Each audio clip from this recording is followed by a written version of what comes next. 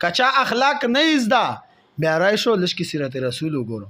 کچا اخلاق نه زده راشو سیرت النبی وګورو. نبی صلی الله علیه وسلم اخلاق وګورو دا به ان شاء الله تاسو ته پته ولګي چې نبی صلی الله علیه وسلم کافر سره څنګه سلوک کړی دا. یاره زه تا نه پوښتنه کوم چې تا یوې لور ته څوک تکلیف ورکړي، ستا یوې خور ته څوک تکلیف ورکړي، هغه ته نشي معاف کولی. ستا لور چې چا وجلې ده هغه ته نشي معاف کولی. چې تکلیف ورکړی دا بې عزتي یې کړې ده ته یې نشي معاف کولی. موږ علما خلکو ته لاسونه نیسو هغه خلک نشي معاف کولی.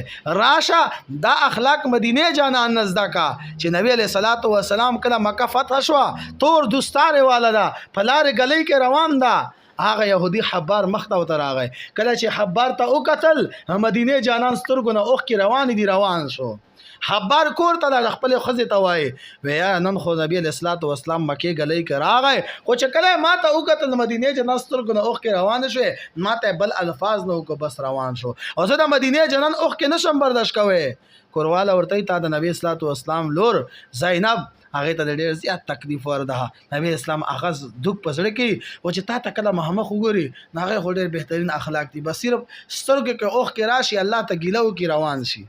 هغه تا ته نه وایي وی یو مسله یو خبره تا کوم ایمان راوړه کچرته د ایمان راوړه کېدای شي الله تعالی دې معاف کړي.